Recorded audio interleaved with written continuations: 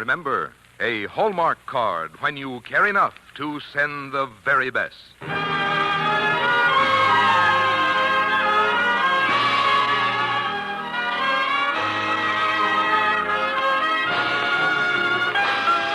Tonight from Hollywood, the makers of Hallmark greeting cards bring you Elizabeth Taylor in Zoe Akin's Morning Glory on the Hallmark Playhouse.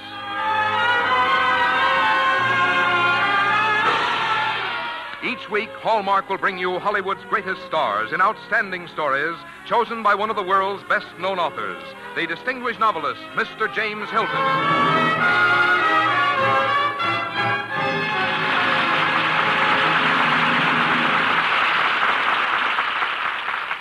Good evening, ladies and gentlemen. This is James Hilton.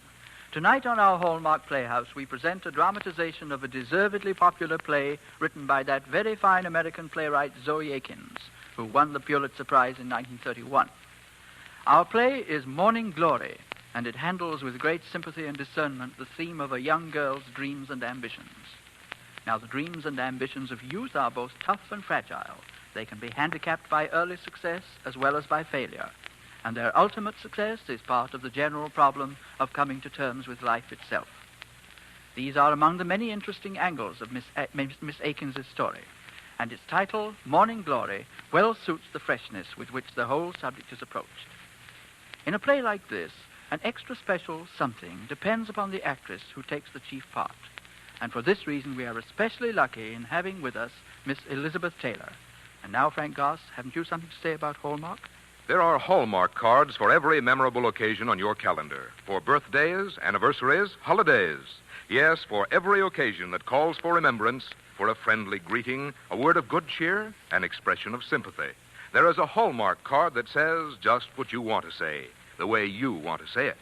And that identifying Hallmark on the back, that says you cared enough to send the very best. Now, Hallmark Playhouse, presenting Zoe Akin's Morning Glory and starring Elizabeth Taylor.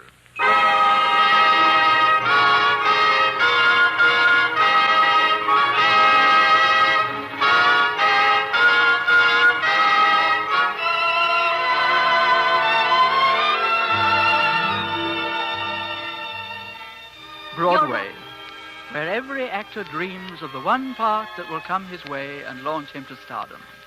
To all actors, the name of Louis Easton, Broadway's top producer, is magic, and this day he is casting a new play. His outer office is filled with hopeful aspirants, some old, some new, and the inevitable young actress with stardust in her eyes. You're Robert Hedges, the great actor, aren't you? I knew you right off. May I sit here next to you? Of course, young lady. Mr. Hedges, I want you for my first friend in New York. My name's Eva Lovelace. It's partly made up and partly real. It was Ada Love. Love's my family name. I added the lace. How charming. Do you like it? Or would you prefer something shorter? A shorter name would be more convenient on a sign. Still, Eva Lovelace and Camille. Or Eva Lovelace in Romeo and Juliet. Sounds very distinguished, doesn't it? I agree wholeheartedly. You see, I don't want to keep my family name because I shall probably have several scandals while I live, and, well, I don't want to cause them any trouble. Until I'm famous, then nobody will mind. That's why I must decide on something at once while there's still time before I'm famous. Don't you think there's something very charming, something that just suits me about Eva Lovelace? It fits you beautifully. Very beautifully. And you speak so beautifully. And I know I speak so nondescriptly. Would you be my dramatic teacher? Give me a lesson every day right off? But I'll pay you. Not at once, because I only have enough money for a certain length of time. And another thing. I must have a teacher that believes in me unequivocally. What? Unequivocally. Do you mean unequivocally? Yes, that's it. Ah. Merci, monsieur. All right. You see, those are the sort of things I've just got to learn. I'll give you an IOU after every lesson, and when I begin to make money, I'll buy back the slips of paper. Let's start today. I'd better think it over, my dear. Oh, wonderful. Then you will be my teacher. Oh. Did you ever know Ellen Terry? Yes. It was a long time ago. Was she very, very lovely? Yes. The very loveliest thing I ever saw in all my life. Oh, I've always known she was. Did you ever see Sarah Bernhardt? On stage and off. Many times. More wonderful than Ellen Terry? They were both wonderful. Bernhardt broke your heart. Ellen Terry mended it. Oh, I suppose I shall never be wonderful. Not wonderful like them. But I've something very wonderful in me. You'll see. You'll help me with all the great parts. Lady Macbeth, Juliet, Cleopatra. Well... Hello, Bob Hedges. How are you? Oh, fine. Feeling fine again, thank you, Mr. Easton. I'm sorry the part we have for you isn't too big, Bob, but don't worry. One of these days I'll be producing Shakespeare again. Oh, please do, Mr. Easton. Hey, who are you? This young woman, Mr. Easton, is a pupil of mine. She's anxious to become an actress. Really? I didn't know that young women anxious to become actresses ever took the trouble to learn how. What's your name? Eva Lovelace. Do you like it? I could change it if you don't. Oh, it's charming, my dear. Bob, go into my office and sign your contract, huh? Thank you. If there's one person in the whole world I prayed particularly to meet, it's you, Mr. Easton. Well, thank you. Have you had much stage experience? Oh, yes. In Franklin, Vermont. That's my hometown. I starred in the little theater. Oh. I play all sorts of parts. Hedda, you know, Ibsen's Hedda, of course. The old woman in Singer's Riders to the Sea. And Kitty in Shaw's You Never Can Tell. George Bernard Shaw. Oh, of course, the one and only. There will always be a Shaw play in my repertoire, as long as I remain in the theater. Of course, I expect to die at my zenith. My star shall never set. I've sworn that. Have you read Molnar's new play, The Golden Bough? Now, look, miss, I own that play. Miss Rita Vernon will star in The Golden Bough. Oh, but Mr. Easton, she could never do justice to the part. Yeah, I wouldn't worry about that if I were you. I heard what she said about Rita Vernon doing The Golden Bough. I agree with her. This rude fellow is Joseph Sheridan. I'd fire him this moment, only he happens to be a good writer. And this beautiful girl with a beautiful mind? Eva Lovelace. Mr. Easton, will you let me play The Golden Bough when you put it on? If Miss Vernon isn't satisfactory? Yeah, really, I can't afford to... Oh, money's nothing to me. Oh. Absolutely nothing. I could have married for money if I'd wanted to. Edwin Talbot, son of W.E. Talbot, one of the richest men in Franklin, Vermont, wanted me to marry him. You've heard of W.E. Talbot. The Chow Chow King, they call him. Why don't you let her read the part? Anything would be an improvement on Vernon. Miss Lovelace, if there's anything I can do for you at a future Well, date... why wait? In the play you're casting today, There's nothing for you, sorry. Let's go, Joseph. There's lots of work to be done. Good day, Miss Lovelace. I know you're a better actress than Rita Vernon. Thank you, Mr. Sheridan. I quite agree. Au revoir, Mr. Easton. I'm so glad I met you. I've always reverenced you for the fine things you've done in a theater. Au revoir. The girl's a character. I think she's got something. I like her. She's got nerve. Wouldn't she, do for that bit in the last act? Heavens, no. Well, we'll probably never see her again. I wonder.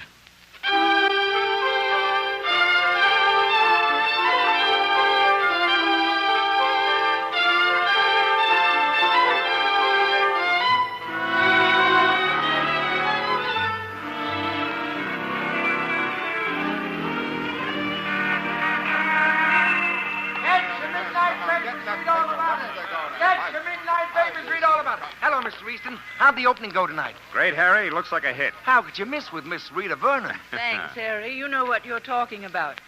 Oh, Joseph, if you tightened the second act a bit, it would play better. I'm going to write you a play in pantomime. Then I won't be forced to listen to you ruin my lines. Now, look, this is supposed to be a celebration. We're having a party tonight at my apartment for the entire cast, and...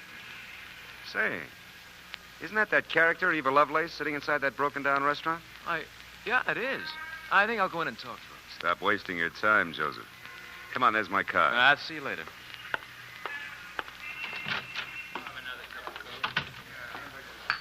Remember me, Miss Lovelace? Why, of course. You're Joseph Sheridan, the writer. Bob Hedges tells me that you show great promise as an actress. Why did you stop going to him for lessons? Well, I've been very busy. Things have been looking up for me, something wonderful. Oh, well, I'm glad things are going well for you. You know, I've been worrying about you. Why, there's no need for that. But thank you. Oh, well, I've got to be running along now. You're not going out in that thin coat in this rainy cold. Oh, I like to feel cold. It makes me feel strong. I shouldn't like to go about swathed in furs unless they're sable. Come on, I'll take you home. Where do you live? Oh, Well, now, isn't that stupid of me? I just can't remember the address. You see, I just moved. I didn't like the quarters I was in. Sure. Sure, I know exactly how it feels. I've been through it myself. Can you use some money? Why, Mr. Sheridan, did you think I moved because... Oh, no. Of course not, Miss Lovelace. Do you mind if I call you Eva? I'd adore it, Mr. Sheridan. Joseph. Oh, well, now that we're good friends, would you come with me to Louis Easton's party tonight? Oh, I couldn't. Yet it would be wonderful to see him again. Sure. And when the party is over, I'm going to see to it that you get a railroad ticket to Vermont. You're going home, Eva, where you can't get hurt. Oh, but I'm not going home, Joseph. I'm going places.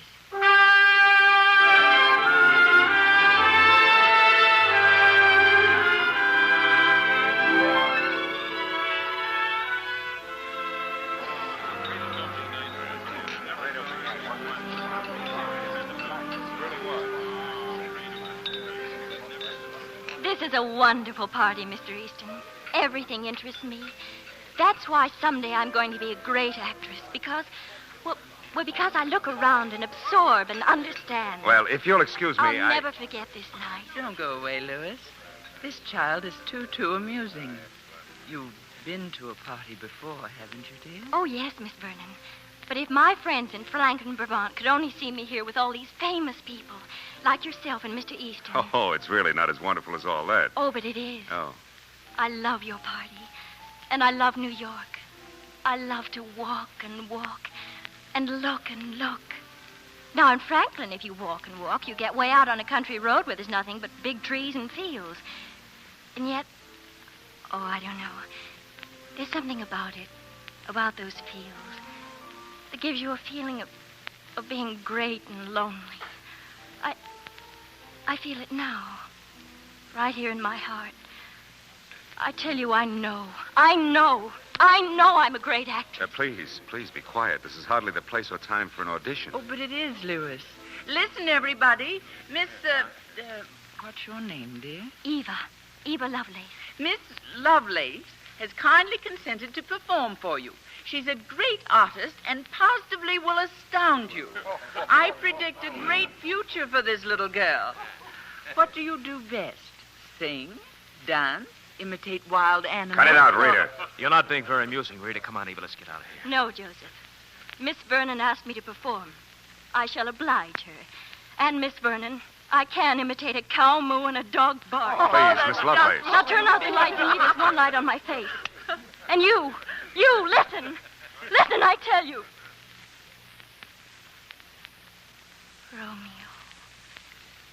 Romeo, wherefore art thou Romeo? Deny thy father and refuse thy name. Or if thou wilt not, be but sworn my love, and I'll no longer be a Capulet. Shall I hear more? Or shall I speak at this? 'Tis but thy name that is my enemy. What's in a name?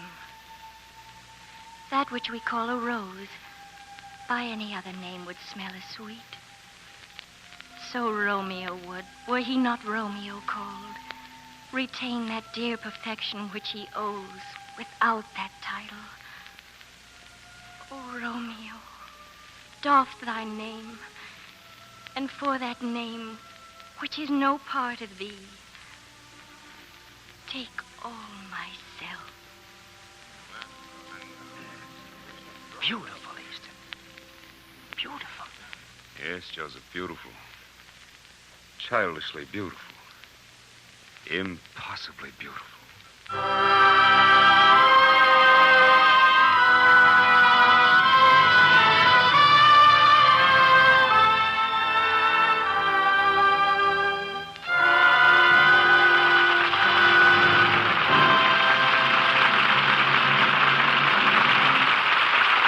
In just a moment, James Hilton will return to present the second act of Morning Glory.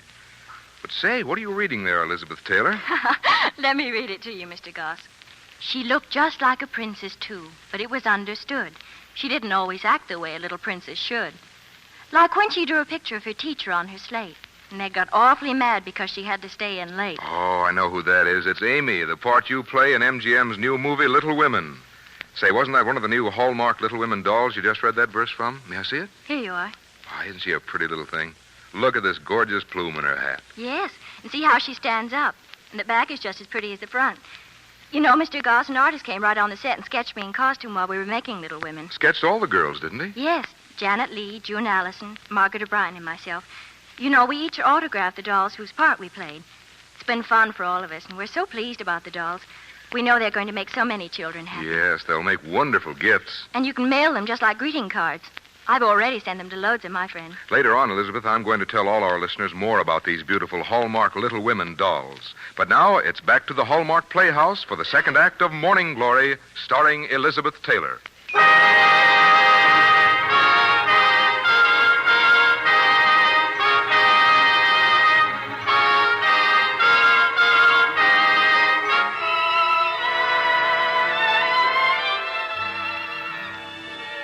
To a romantic young girl like Eva Lovelace, Louis Easton seemed a knight in shining armor. And to him, Eva was something new, something different. Impressed by her obvious adoration of him, he sent her flowers, intimate notes, and invited her to dine with him. Now, a month later, in his office, Louis Easton talks to Joseph Sheridan, while Eva waits impatiently to see him in the outer office. I can't help it if she's infatuated with me. I didn't ask Eva Lovelace to fall in love with me. Now, do me a favor. Get rid of her. The decent thing would be for you to tell her yourself. I haven't the time. I'm leaving for London on the afternoon plane. I don't want to see her again. Well, how do you suppose I go about telling her? You're a writer. Dream up something, anything. If there was anything I could say, I'd say it, but with her... come on. She's just another girl. I don't think you understand What do you mean? I'm in love with her. Oh, I'm sorry, Joseph. I didn't know. It's all right. Too bad she fell in love with the wrong man. I suppose as soon as she begins to look at things sensibly, better it'll be. I'll make her understand. I hope. Oh, thanks, Joseph. I'll call you from London. Keep the home fires burning. And for heaven's sake, don't get in any arguments with Rita Vernon. Start rehearsing Golden Bough. I'll be back in time for the opening. Send Miss Lovelace in. Hello, Joseph. Where's Louis? Please sit down. There's something I want to tell you. Will he be gone long? I'm afraid so. I'll wait for him. We're going to do wonderful things together, Louis and I. Oh, sure. Strange how it all happened. It seems as if it was only yesterday I was alone and frightened. Life's suddenly become very different for me. I wonder if you understand. I think so. It isn't because he's in the theater or because he's an important person and can help me. Eva, Louis has gone to London for 3 months. London? Did he leave any message for me? No, not a word.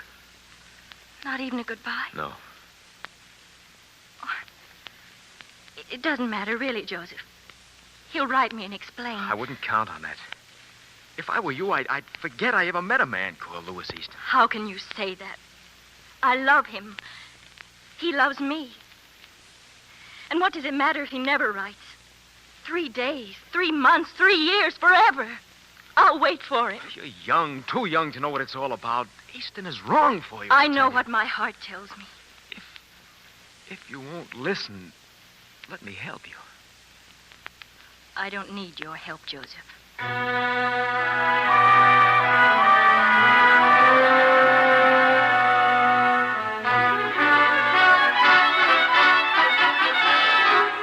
Mr. Quigley, I'm Eva Lovelace. I'd like to read the part of Queenie for you. Eva Lovelace, I've never heard of you. Get yourself a reputation first and then come around and I'll talk to you. You've never worked in burlesque before, have you? No. And you can sing and you can dance, can you? No, sir. Why don't you go home, kid, where you belong? I'm afraid you're not the type. I haven't got a job for you, but when'd you eat last? Oh, I'm all right. Thank you. Hey, get some water, somebody. This kid's fainted.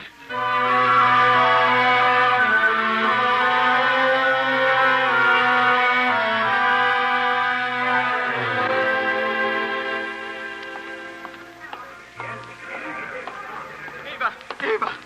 Do you have a ticket for this dance, Joseph? I've looked everywhere for you for almost 3 months, and now I've found you. You're coming with me. Is Louis back from London? Oh, I'm so glad to see you. Let's get out of here. I can't, Joseph. I can't walk out on Mr. Peluso. He was kind enough to give me this job. When will Louis be back? Look, I have a job for you in Golden Bough. It isn't much, but you'll be general understudy to the whole cast. It'll be great experience for you, and you'll have your foot in the door. And I'd be near Louis. I'll be the best understudy in the whole world.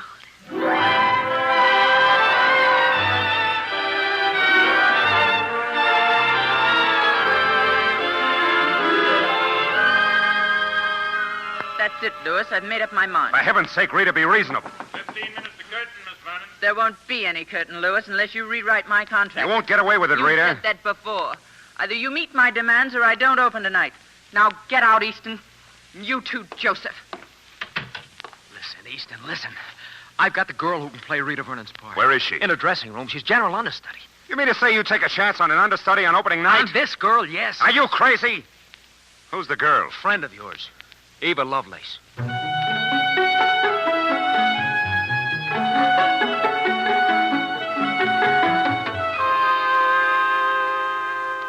Hurry up, Eva. They're holding the curtain for you. Joseph, I don't know whether I can go through with it.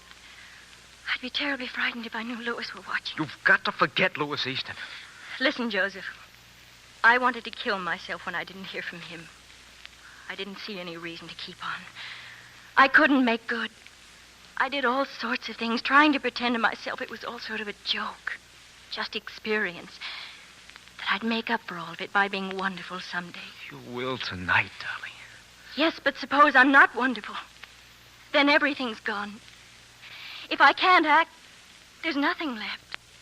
Because even if he came to me now on his knees, it would be too late. That's the tragedy. And I don't think I can act, Joseph. And even if I can, what does it matter? Oh, but it matters a lot, Eva. It's the chance you've always dreamed of. It's your life. You're right, Joseph. You're right, of course. It was silly the way I just talked. I'll give a performance tonight that'll make you proud of me.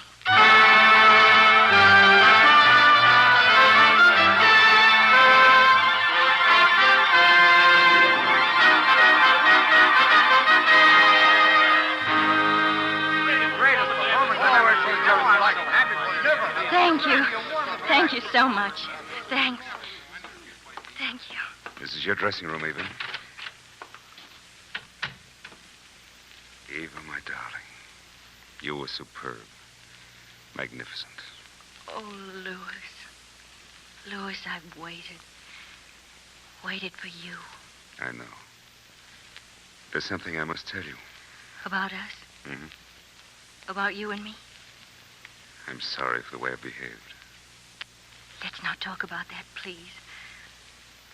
It's going to be so much more wonderful now. You'll be so proud of me, really you will. And I can be so wonderful for you. You see, you're in my heart. Listen, Eva, you must put me out of your heart. I don't belong there. I'm not the man for you. I never was. You don't belong to any man. You belong to Broadway, the theater, bright lights.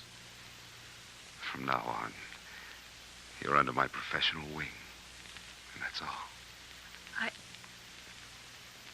I understand. But I can make you the biggest star that Broadway's ever known. You've got to keep your head and work hard. Come in. It's not going to be easy doing the same job night after night. That's why you mustn't take too seriously the people who are going to be running after you, telling you what to do. If you want to go on, Eva, keep your health, your money, and your head. Hello, Joseph. Nice speech, Louis. The press is waiting to interview the new First Lady of the theater. And I mean it, Eva. I'll talk to them first. See you later.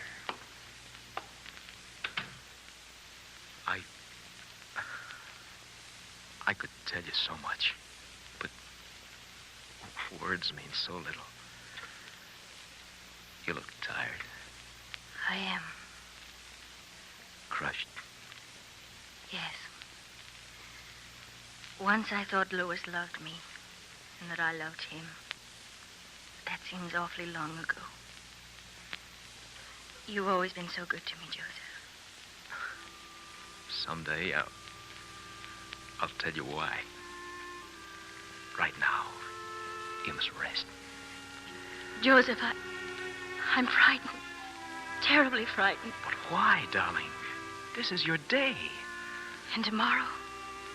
The day after and the years to come? Oh, darling, you'll be the greatest. I know it. I know it. Suddenly, I've grown up, Joseph. I see what's before me. Louis Easton tried to frighten me into being sensible. But he needn't worry. I know the road. I'll work hard. Harder than anyone's ever worked before. You see, Joseph, I don't want to be a morning glory. A flower that fades before the sun is very high. I'll be everything you ever wanted me to be. I promise you. I promise you.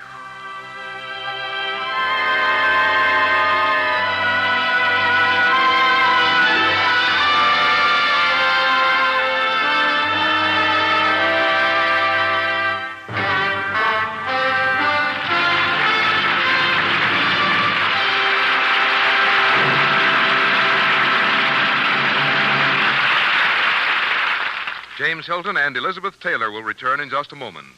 But now, here's what I promised to tell you about Hallmark Little Women dolls, the newest addition to the famous Hallmark doll collection. Little Women dolls are in full-color costume with real feather plumes in their hats. They're 8 inches high and stand up all by themselves. Each doll has a clever verse that tells all about her and is autographed by the star who played her part in the popular movie Little Women. Hallmark Little Women dolls are only 25 cents each. Or it's $1 for the entire set of 4 in a colorful, permanent portfolio. Buy Hallmark Little Women dolls at the Friendly Store, where you'll find Hallmark greeting cards. Some little friend will love you for them. And now here again is James Hilton. I'd like to speak for every member of the Hallmark family when I tell you, Miss Elizabeth Taylor, that your presence on the Hallmark Playhouse this evening was a very happy occasion for us. I enjoyed it too, Mr. Hilton. I'm very happy to become better acquainted with you and with all the Hallmark family, since now I'm one of you. And one of the very prettiest, too. Don't you think so, Frank Goss? Yes, Mr. Hilton, and it's going to be a real pleasure for children to collect Little Women dolls when they realize that Miss Taylor posed for one of them. And I'd like to remind our friends that the great American classic Little Women by Louisa May Alcott is being shown in motion picture houses around the country.